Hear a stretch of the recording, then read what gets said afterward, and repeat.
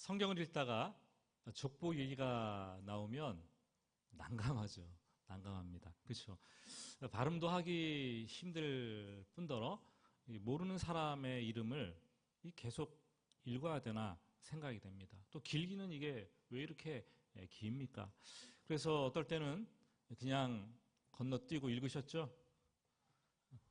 예. 그리고 어떨 때는 건성건성으로 그냥 읽으셨어요. 그리고 어떨 때는 인내해보자. 그리고 한자 한자 또박또박 성경을 통독했으리라는 생각이 됩니다. 족보는 설교자들에게도 무덤이에요. 여러분. 뭐라고 할 말이 별로 없어요. 무척 힘이 듭니다. 오늘이 바로 그날이에요. 그렇죠? 힘이 드는데. 하지만 족보는 귀중한 역사 자료가 되는 거예요. 하나님께서 우리에게 주신 말씀 가운데 불필요한 그 내용들이 있겠습니까? 없겠죠. 족보를 통해서 하나님은 거대한 구원 역사를 우리에게 보여주시고 또 놀라운 구원 계획을 우리에게 펼쳐서 우리에게 보여주십니다. 마치 족보를 깊이 들여다보고 있으면 군대 보석처럼 박혀있는 성경을 해석해주는 어떤 키워드, 핵심 단어가 있는 것을 발견하게 됩니다. 그것을 해석해내면 마치 광산에서 금을 캐는 것 같은 느낌을 받게 될 것이고 또 캄캄한 밤에 저 멀리서부터 새벽 동틀녘에 서광이 밝아오는 것 같은 그런 느낌을 받게 됩니다. 창세기에는 아담의 족보를 시작으로 해서 족보 얘기가 10개나 나옵니다. 족보가 펼쳐질 때마다 우리는 생각을 해야 돼요. 이제 앞세대의 사건들이 마무리되고 족보 이후에는 새로운 얘기가 등장하겠구나, 펼쳐지겠구나. 그래서 족보는 앞세대와 뒤세대를 연결하는 문학적인 가교 역할을 합니다. 근데 오늘 말씀 창세기 10장 노아 아들들의 족보 아닙니까? 단순한 문학적 가교 역할을 할 뿐만 아니라 노아 아들들을 통해서 하나님의 구원 역사가 인류 가운데 어떻게 펼쳐지는지 그것을 우리에게 자세하게 보여주고 있습니다. 1절을 한번 보시면 1절 같이 읽어보겠습니다. 노아의 아들 셈과 함과 야벳의 족보는 이러하니라. 홍수 후에 그들이 아들들을 낳았으니. 홍수 심판 이후에 하나님은 노아에게 첫사람 아담에게 말했던 것처럼 생육하고 번성하여 땅에 충만하라고 말씀을 하셨습니다. 하나님은 사람들이 온 땅에 그냥 편만하게 충만하게 되기를 원하셨죠. 그 말씀대로 노아와 노아의 아들들은 온 땅에 흩어져서 자손들을 낳고 번성하기 시작했고 인류는 다시 하나님의 축복 아래서 번성하는 온 땅을 지면을 채우게 되는 그런 축복을 누리게 됩니다. 오늘 여러분들이 그 성경을 읽을 때 집중력이 많이 떨어지셨겠지만 사람 이름을 하나하나 동그라미 하면서 읽어보면 노아의 아들들과 아들들의 후손들의 이름이 정확하게 70명이 나옵니다. 70명. 야벳의 후손들이 14명, 함의 후손들이 30명, 그리고 셈의 후손들이 26명이 나오죠. 이게 다라고 생각하십니까? 훨씬 더 많은, 기록할 수도 없을 만큼 많은 자손들이 있었는데 뺄 것은 다 빼고 의도적으로 70이라는 숫자에 그 이름들을 맞추었습니다. 선별해서 각각 70인으로부터 언어와 나라와 민족이 나누어졌다라고 기록합니다. 왜 그렇게 기록했을까요? 다 기록할 수도 없을 뿐더러 성경에서 70은 완전수를 가리킵니다. 충만하게 꽉 채워진 전체 수를 상징하기 때문이죠. 성경에서 우리가 숫자를 좀 잘 알아야 되는데 상징적인 의미를 갖고 일관된 의미를 또 보여줍니다. 1은 뭡니까? 하나됨, 하나됨. 2는 뭐예요? 나눔과 분리. 3은 성부, 성자, 성령, 삼위일체 하나님, 하늘의 세계를 얘기합니다. 4, 동서남북, 이 땅의 사람들의 세 개를 가르쳐하죠. 그리고 3과 4를 합해서 7이 되잖아요. 7은 완전수, 온 땅과 온 하늘의 이 완전수, 그리고 전체를 충만하게 하는 수로 우리는 알고 있습니다. 또 건너뛰어서 10은 한 손가락에 5개씩 10개 아닙니까? 10은 그래서 꽉 찼다는 많다, 충만하다 이런 의미가 담겨 있어요. 그러니까 이 7을 10번을 반복하면 7 곱하기 10은 70이 나오는데 70은 완전한 수로서 전체가 아주 꽉 찬 상태를 가리키는 숫자라고 우리가 해석하면 틀림이 없습니다. 그 훗날 이집트로 내려간 야곱 가족의 수도 70명, 어떤 데는 75인이라고도 표현되어 있는데 70이라고 많다, 완전하다 이 표현하는 거예요. 출애굽한 이스라엘 공동체의 장로들의 숫자도 70명. 유대인 사내들인 공동체의 공회원들도 70인. 그리고 구약 히브리어 성경을 헬라어로 번역한 70인경도 72인이 번역했는데 70인경이라고 이렇게 얘기를 하는 거죠. 창세기 10장에 기록된 70명의 이름은 노아 후손들의 모든 이름들이 아니지만 온 인류의 종족을 가리키는 이 포괄성, 그리고 아주 총괄성, 전체를 다 포함한다라는 그 의미를 성경에서 가지고 있습니다. 어렵습니까? 이해가 되시죠? 오늘 말씀 어려울 수밖에 없어요. 저도 어려워요. 2절부터 5절까지 말씀을 보시면 먼저 노아의 아들들 가운데 야벳의 족보가 나옵니다. 야벳의 아들들은 먼저 7명입니다. 고멜, 마곡, 마대, 야완, 두발, 메색, 디라스. 그 중에 고멜과 야완의 아들들의 이름만 기록이 되어 있어요. 그들은 주로 이 야벳의 자손들은 중동 지역 미들 이스트에서 시작해서 소아시아를 건너가 유럽 지역으로 퍼져가면서 살았습니다. 근데 독특한 점이 5절 말씀입니다. 5절 말씀 우리 같이 한번 읽어보겠습니다. 이들로부터 여러 나라 백성으로 나뉘어서 각기 언어와 종족과 나라대로 바닷가의 땅에 머물렀더라. 이 고대인들은 땅 중심의 세계관을 가지고 있어서 바닷가 그러면 땅끝이라고 생각을 했어요. 바닷가가 있는 나라는 그냥 땅끝인 거예요. 우리도 해남을 땅끝이라고 하잖아요. 그런데 땅끝으로 가게 되면은 고대인들은 더 이상 갈 수 없기 때문에 절박감을 느꼈습니다. 하지만 야벳의 이 후손들은 북쪽으로 올라가서 에게해를 지나 지중해를 넘어서 대서양에 이르기까지 새로운 땅을 개척하면서 모험하기를 즐겨했던 사람들이었습니다. 그래서 이 창세기 9장의 지난주에 본 말씀 9장 27절을 보면 하나님께서 노아를 통해서 야벳을 축복하시는데 이렇게 기록하고 있어요. 야벳을 창대하게 하사, 어떻게 하게 했어요? 창대하게 하사 셈의 장막에 거하게 하시고 가나안은 그의 종이 되게 하시기를 원하노라. 그렇게 축복한 것처럼 과거 역사를 볼 때 야벳의 후손들은 엄청나게 창대해지는 놀라운 복을 누렸다라는 거죠. 여러분, 사업장을 운영하십니까? 여러분 집에 가보면, 사업장이나 여러분들 집에 가보면 종종 이렇게 하나쯤 이런 액자가 걸려 있어요. 무슨 액자가 걸려 있어요? 네. 내 시작은 미약하였사오나 내 나중은 심히 창대하리라. 그냥 창대하지도 않고 어떻게 창대해요? 심히 창대하리라. 이게 어디에 나오는 말씀이에요?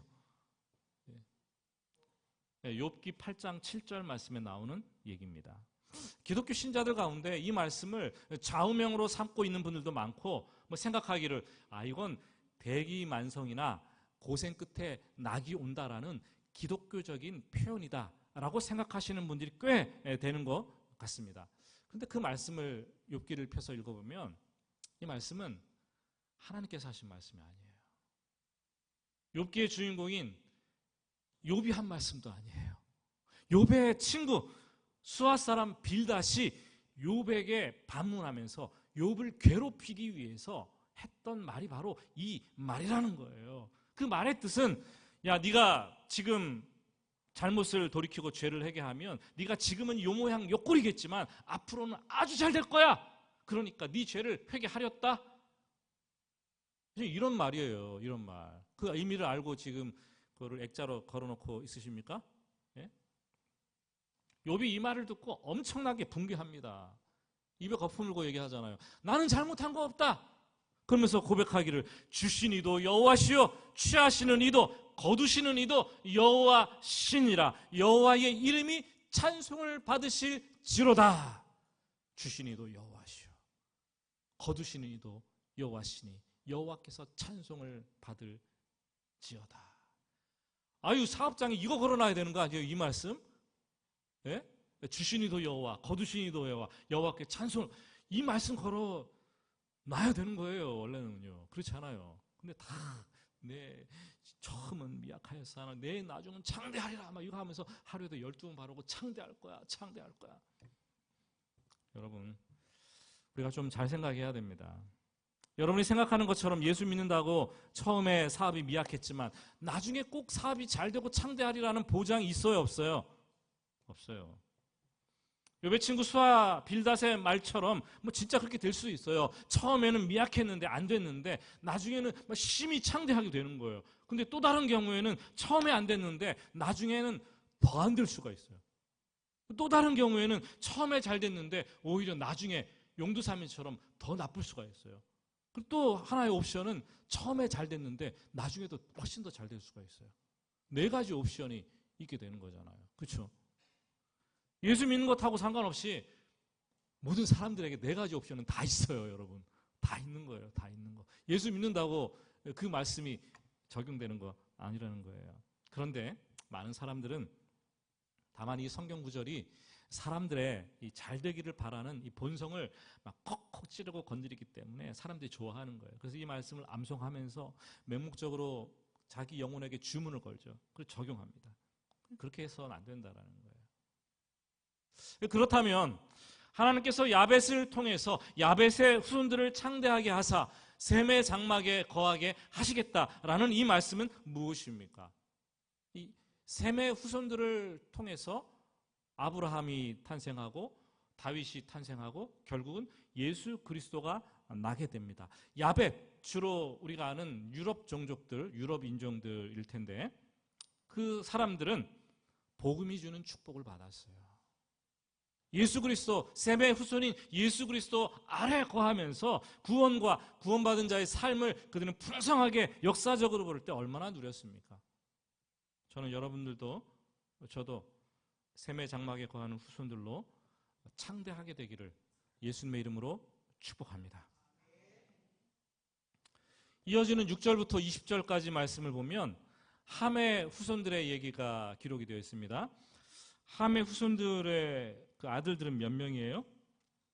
6절은 구스, 미스라임, 붓, 그리고 가나안 4명입니다.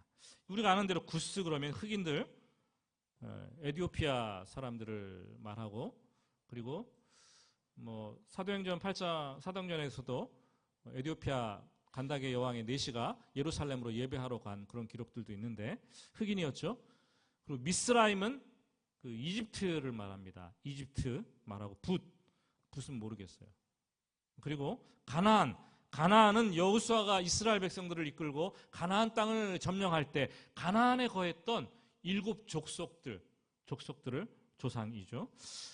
우리가 지난주에 본 것처럼 함은 가나안의 아버지였는데 이 함이 아버지 노아가 술 취한 것을 보고 장막에 벌거벗고 잠들어온 것을 보고 수치를 감추어 주지 않고 오히려 들추어냅니다. 그래서 형제들의 종이 되는 저주를 받았습니다. 제가 지난주에 못다한 얘기가 있는데 그런 생각이 들더라고요. 한 가정의 자녀로서, 여러분 다 자녀잖아요, 가정에. 그런데 이 살아가면 자녀로 살아갈 때 때로는 아버지의 이 수치가 보일 때가 있어요. 그렇습니까? 안 그렇습니까, 여러분? 어머니의 이 허물이 자식들의 눈에 선명하게 들어올 때가 있어요. 그때 우리는 따질 수 있죠. 아버지 왜 그러세요? 아버지 왜 그러세요? 혼내키도 따질 수도 있어요. 또 어머니를 향해서 문제 있는 어머니야. 우리 어머니는 문제가 있어. 비난할 수도 있습니다. 그러나 자식이 죄를 짓고 실수하는 것처럼 부모도 죄를 짓고 얼마든지 실수할 수도 있고, 자식의 입장에서 부모가 완전하기를 바라는 것 뭐 당연한 거겠지만, 완전한 부모, 아니 완전한 인간은 세상에 없어요. 다 실수하고 넘어지고 수치와 부끄러움을 가지고 있는 사람들입니다. 아마 여러분들이 자식들이 몰라서 그렇지, 여러분의 부모님들 다 펼쳐놓고 보면은 여러분이 아는 것보다 훨씬 더 수치스럽고 훨씬 더 허물이 많고 부끄러운 사람일 수도 있어요. 아마 그럴 가능성이 훨씬 커요. 그렇지 않겠습니까, 여러분? 내가 연약한 것처럼 나의 부모들도 얼마든지 연약한 존재일 뿐입니다. 여러분이 자녀이십니까? 여러분이 아들입니까? 여러분이 딸입니까? 부모를 용서하십시오. 부모의 허물을 덮어주십시오. 하나님께서 축복하실 것입니다.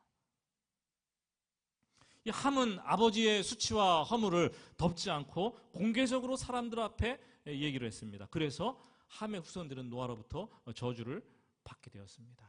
그의 히스토리를 보면, 함의 히스토리를 보면 함의 자손들은 죄를 많이 짓고 또 타락하고 범죄의 운상이 되었고, 그들은 이후에도 하나님의 선택된 백성들과 항상 끊임없이 갈등을 일으키고 다툼을 일으키고 전쟁을 하면서 종이 되어서 종의 역사로 고통을 받으면서 살아가게 되는 것을 우리는 성경을 통해서 발견하게 됩니다.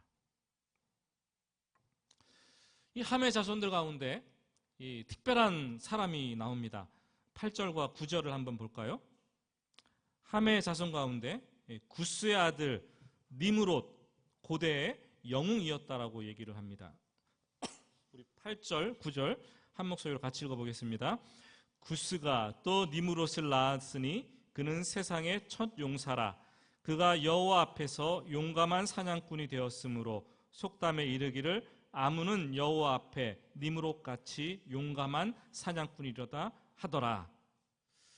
지금 보니까 고대는 뛰어난 영웅들을 중심으로 세계가 재편되는 시기였습니다. 이 니므롯, 구스의 아들 니므롯의 이름의 뜻은 반역하다라는 뜻입니다. 그리고 니므롯이 하나님 앞에서 용사라고 기록되어 있는데, 우리는 하나님 앞 그러면 좋은 것만 생각을 해요. Before God, 하나님의 면전에서 너무 좋잖아요.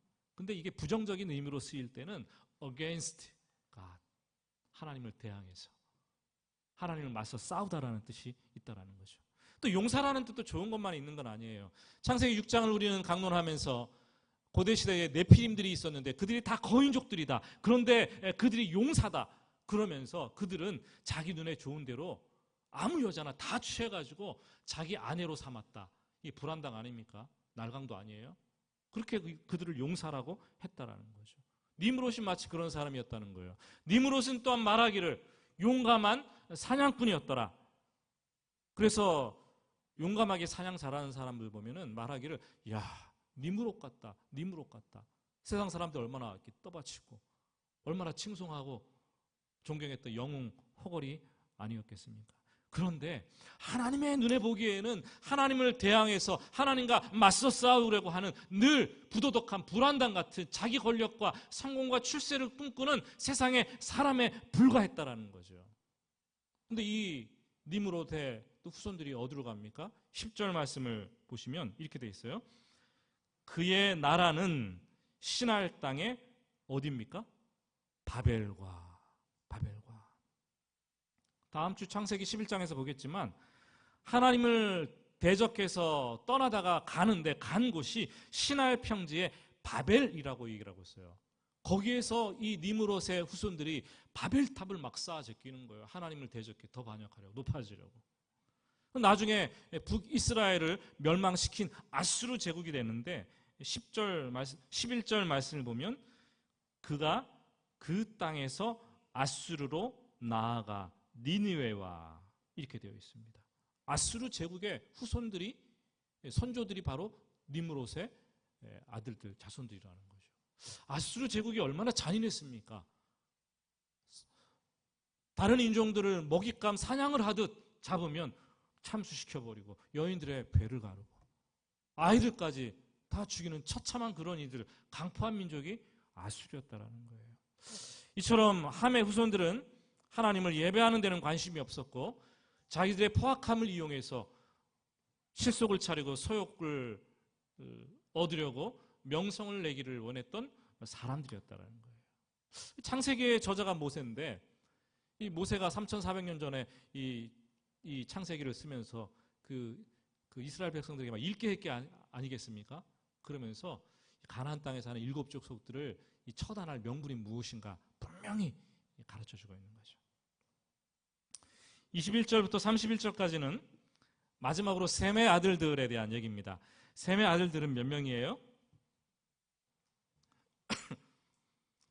보시면 셈의 아들들은 22절 엘람과 아수르와 아르박삭과 룻과 아람이라고 되어 있습니다.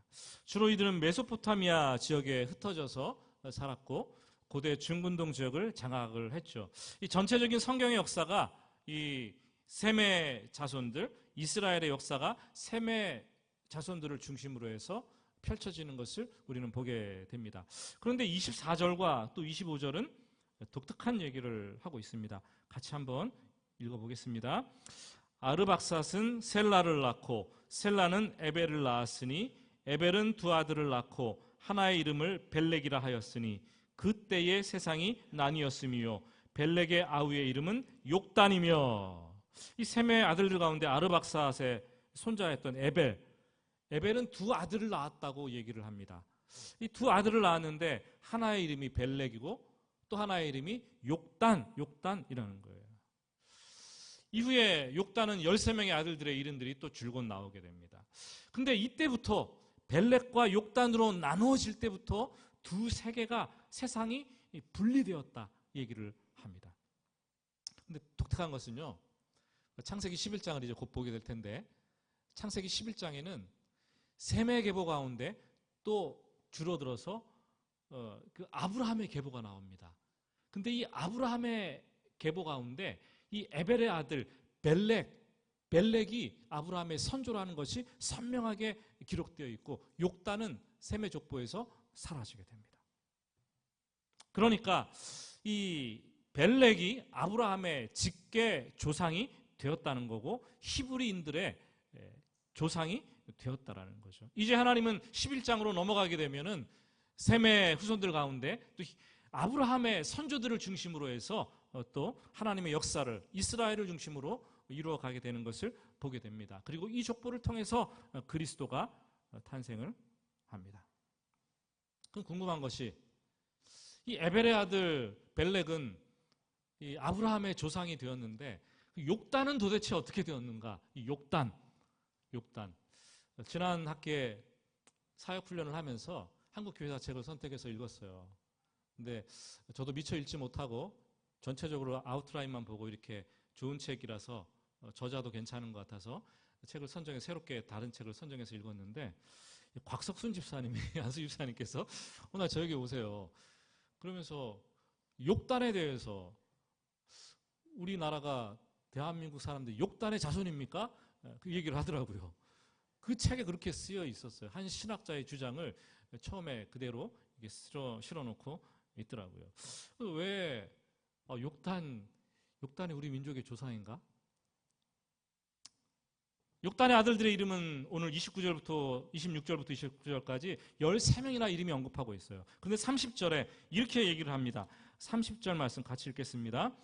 그들이 거주하는 곳은 메사에서부터 스발로 가는 길의 동쪽 산이었더라. 이 셈의 후손들 가운데 욕단의 아들들 가운데 후손들이 어디로 갔어요? 동쪽 산으로 갔다는 거예요. 그래서 신학자들이 이 동쪽 산에 꽂히는 거죠. 필이 꽂혀요. 동쪽 하면 어디입니까, 여러분? 우리나라 아닙니까? 동방예의지국 동쪽. 그래서 동쪽 산으로 이렇게 가다가 이 4,300년 전경에 카스피의 동쪽인 투르크메니스탄을 지나서 우랄 알타이 산맥을 넘어서 동방산지에 도착해서 동방산에 갔는데 그 산의 이름이 태백산이더라. 그렇다는 거예요. 태백산이라는 거예요. 그럴듯하지 않습니까, 여러분? 태백산에 왔다는 거예요. 태백산에 정기를 받았다는 거예요.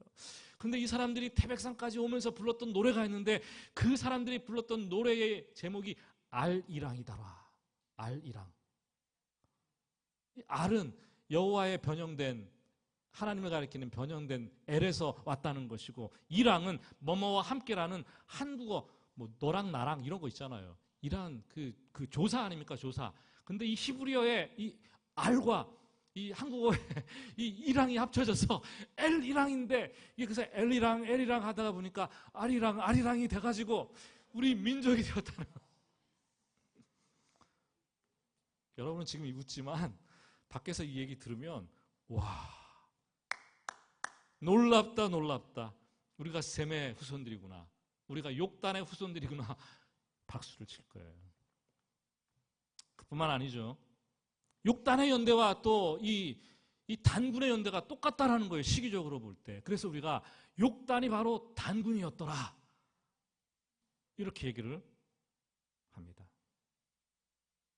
그리고 고조선 부족국가가 제천의식, 하늘에 신께 예배를 드렸던 제천의식이 있었는데, 이것이 욕단의 후손들이 하나님께 예배를 드린 것이다. 그래서 이른바 동방 한민족의 세계는 하나님을 예배하는 처음부터 셈의 후손들, 욕단의 자손들이었더라. 놀랍지 않습니까, 여러분? 근데 뭐 보면 알잖아요. 얼마나 황당한 주장입니까? 동쪽 산이 왜 태백산이며, 왜 히브리어와 한국어를 같이 합쳐서 아리랑을 만들고, 민족주의적인 어떤 중심의 사고관으로 성경을 잘못 해석하는 결과가 바로 이런 거예요. 여러분이 잘 알고 있는 사랑제일교회 문제가 되는 정광훈 목사님도 이걸 자꾸 주장을 하는 거예요. 이게 민족주의 중심적으로 해석을 해가지고 문제가 되는 거 아닙니까? 허구의 소설이죠. 몇 년 전에 그래서 여러 이단 총회에서 이 얘기를, 이 학설을 이단 사설이라고 정리를 해버렸어요. 다 그만하라고. 그러니까 또 이렇게 얘기를 합니다. 어떤 사람들은 이스라엘의 12지파 가운데 단지파가 우리 단군의 조상이다. 같은 단씨이기 때문에. 참 해도 너무하지 않습니까? 그럼 저는 이시기 때문에 이삭이 저의 조상입니까?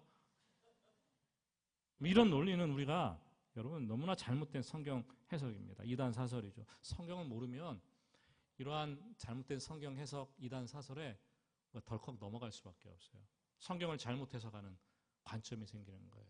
우리 한민족이 대단하지만, 뭐 K-팝, 뭐 K 해갖고 뭐 대단하지만, 우리가 성경의 중심은 아니에요. 우리가 동방의 뭐 선빈 그런 거 아니에요, 여러분. 자꾸 주장하죠. 민족주의적인 사고에서 자꾸 우리나라를 높이기 위해서 얘기하는 거 아닙니까? 근데 그런 관념 가지고 있으면 안 되는 거예요. 창세기 10장의 결론이 32절입니다. 32절 말씀 우리 같이 한 목소리로 읽어보겠습니다. 이들은 그 백성들의 족보에 따르면 노아 자손의 족속들이요 홍수 후에 이들에게서 그 땅의 백성들이 나뉘었더라. 그 땅의 백성들은 온 땅의 종족과 여러 나라 백성과 나라 민족들을 가리키는데, 한번 이 노아의 아들들로부터 세상이 어떻게 펼쳐나갔는지 한번 지도를 한번 볼까요? 보이십니까? 빨간색은 함의 후손들이 중동 지역, 아라라산이 터키 쪽이잖아요. 그쪽 중심으로 해서 아프리카 쪽으로 내려오게 되고, 또 셈의 후손들은 또 동쪽으로 갔다 했잖아요. 동쪽으로 이렇게 펼쳐지게 됩니다. 그리고 야벳의 후손들은 바다를 건너서 바다 끝까지 또 이렇게 유럽 쪽으로 가서 인종과 종족과 나라와 민족을 형성하게 되는 것을 보게 됩니다. 예. 성경이 아직도 허구라고 믿어지십니까? 성경처럼 정확한 책이 없어요. 모르고 하는 얘기죠, 사람들이. 아시아, 중동, 유럽, 아프리카, 북미, 남미의 사람들 인종도 다르고 피부 색깔도 다르고 그들의 이목구비도 다 다릅니다. 하지만 모든 사람들은 다 노아의 아들들의 후손이고 처음에는 하나에서 나누어졌다라는 거예요. 처음에는 하나였는데 나누어졌다라는 거예요. 그래서 나누어져서 흩어지고 이렇게 됐다고 성경은 얘기하지만 결국 거꾸로 말하면 한 혈통이었다라는 것을 가르쳐 주고 있습니다. 일관되게 그래서 창세기 10장은 노아의 아들들로부터 한 혈통으로부터 다 온 인류가 만들어졌다 주장하고 있습니다. 바울 사도도 그런 얘기를 했어요. 한번 사도행전 17장 26절, 27절을 한번 읽어볼까요? 인류의 모든 족속을 한 혈통으로 만드사 온 땅에 살게 하시고 그들의 연대를 정하시며 거주의 경계를 한정하셨으니 이는 사람으로 혹 하나님을 더듬어 찾아 발견하게 하려 하심이로되 그는 우리 각 사람에게서 멀리 계시지 아니하도다. 예, 한 혈통으로 창조하셨다. 지금 인류에는 세상에는 16,000개의 종족이 있습니다. 놀랍지 않습니까? 16,000개의 종족. 그리고 유엔에 기록된 나라 외에도 유엔에 195개인가 기록나요? 196개인가요? 나라가 이름이 기록되어 있는데 그 외에도 249개의 나라와 민족이 있다고 합니다. 이들이 원래 한 뿌리였다는 사실이 여러분 놀랍지 않습니까? 성경은 일관되게 그것을 주장합니다. 그렇게 인류의 뿌리를 찾아가지고 거슬러 올라가고 또 올라가다 보면은 노아의 후손이라는 것을 알게 되고 결국은 아담의 후손이라는 것을 알게 되고 또 자꾸 올라가려고 하다 보면 어디까지 올라가는 거예요? 하나님까지 올라가는 거죠. 아, 하나님께서 창조주시구나. 이런 것을 깨닫게 된다는 거예요. 족보에게 놀랍지 않습니까? 말씀을 마치면서 우리 마태복음 1장 1절 다 외우시는 분들도 있을 건데요. 마태복음 1장 1절을 다 같이 한번 읽어보겠습니다. 아브라함과 다윗의 자손 예수 그리스도의 계보라. 이 계보라는 말은 족보라는 말입니다. 예수 그리스도의 탄생을 설명하기 위해서 이 성경의 저자들은 창세기부터 구약을 넘어서 신약 사복음서에 이르기까지 부지런히 족보 얘기를 하고 있습니다. 아담의 족보, 노아의 족보, 셈의 족보, 아브라함의 족보, 다윗의 족보, 족보 얘기를 쭉 하는데 여러분 왜 이런 족보를 끝으로 예수님이 아브라함과 다윗의 이 자손 계보라고 얘기를 합니까? 족보였다고 얘기를 합니까? 예수님에게 인간의 족보가 왜 그렇게 중요합니까? 예? 여러분들 족보 중요합니까? 예수님에게 족보가 중요한 이유는 바로 구원이 거기에 달려있기 때문에 구원이 인간을 구원하실 분은 오직 하나님밖에 없는데 인간은 인간의 문제를 풀 수가 없는 거예요. 죄를 지었기 때문에. 죄인이 어떻게 죄인을 구원하는 일을 합니까? 불가능합니다. 그래서 하나님은 죄가 없으신 자기 아들 예수 그리스도를 이 땅에 보내셔야 했습니다. 인간의 몸을 입고 탄생시키셔야 했습니다. 그런데 인간으로 태어나기 위해서는 뭐가 있어야 되는 거예요? 족보를 따라야 되는 거잖아요. 족보가 있어야 되는 거잖아요. 어떻게 하늘에서 뚝 떨어져서 인간으로 나타납니까? 물론 성령으로 잉태되었지만 마리아를 통해서. 그래서 예수님은 성경에서 예언한 대로 구약부터 예언한 대로 모든 인간의 몸을 입고 셈의 족보, 아브라함의 족보, 다윗의 자손으로 이 땅에 오셨다. 그것을 마태복음 1장 1절은 명쾌하게 아주 분명하게 아브라함과 다윗의 자손 예수 그리스도의 족보라 선포를 하는 거죠.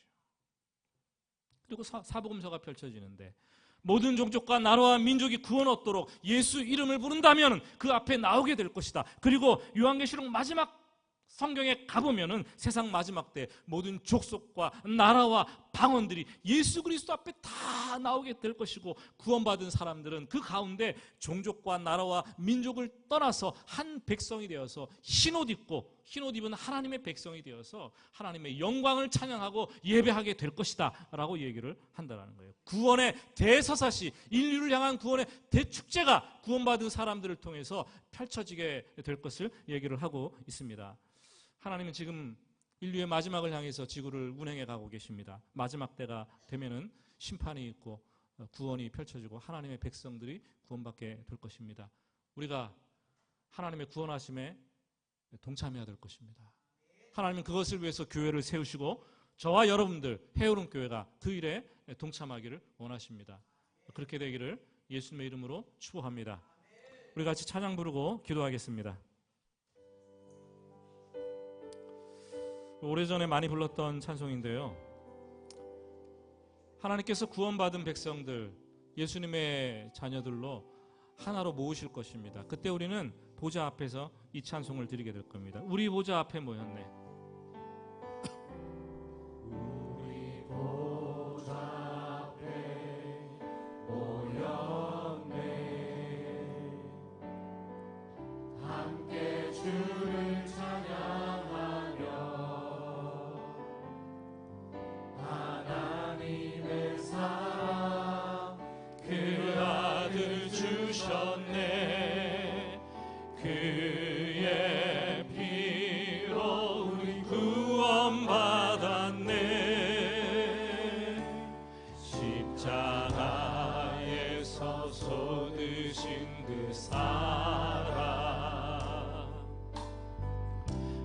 강같이 온 땅에 흘러 각 나라와 족속 백성 방언에서 구원받고 주 경배드리네.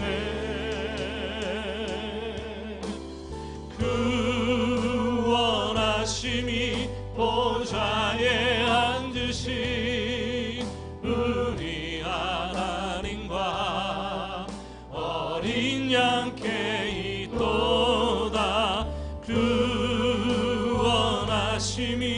보좌에 앉으신 우리 하나님과 구원하심이 보좌에 앉으신 우리 하나님과 어린 양께 있도다. 구원하심이 보좌에 앉으신 우리 하나님과 어린 양께 있도다. 구원하심이 보좌에 앉으신 우리 하나님과 어린 양께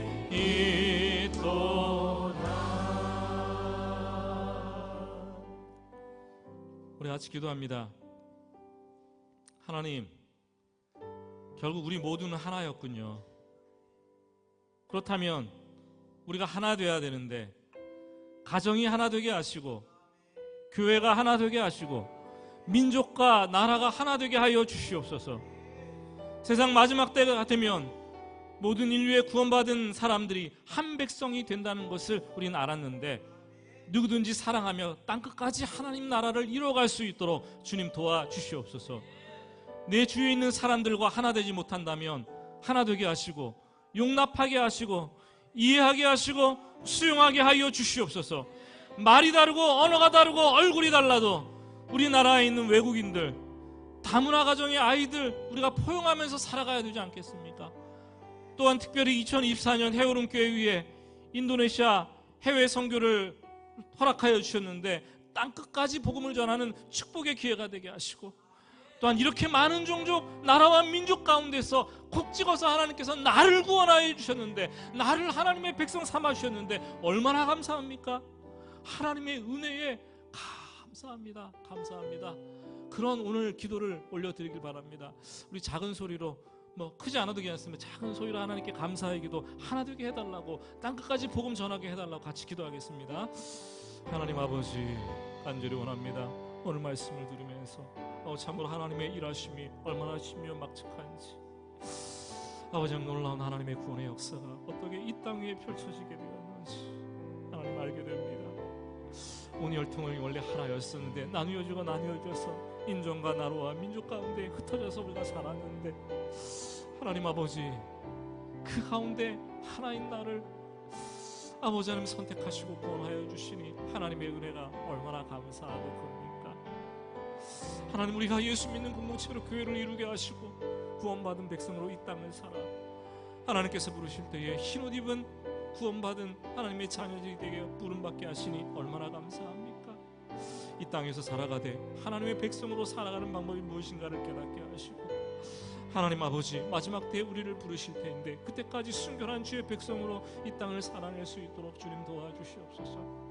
아버지 하나님, 우리가 하나 되지 못한 것들이 있다면 하나 되게 하시고, 주위 사람들과 반목하고 갈등과 다툼 받는 게 있다면 하나 되는 은혜를 허락하여 주시고, 우리나라에 있는 외국인들, 아버지 노동자들, 다문화 가정들 얼마나 고통받고 있습니까?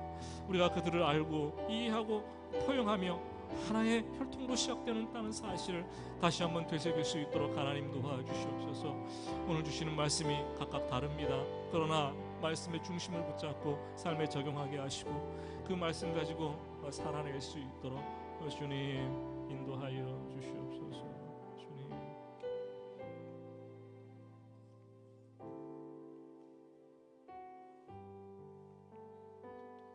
하나님 아버지, 오늘 말씀을 통해서 주시는 말씀, 또 각각 마음속에 와닿는 말씀, 적용해야 될 말씀이 다르지만 하나님, 우리가 주 안에서 하나 되게 하시고 또 우리가 세상에 흩어진 많은 사람들을 사랑하며 살게 하시고 주님께서 오시는 그날까지 구원받은 백성으로서 부끄럽지 않게 살아 흰옷 입은 주의 백성들 찬양하며 하나님을 예배하는 그런 영광을 누릴 수 있도록 축복하여 주시옵소서. 예수님의 이름으로 기도드립니다. 아멘.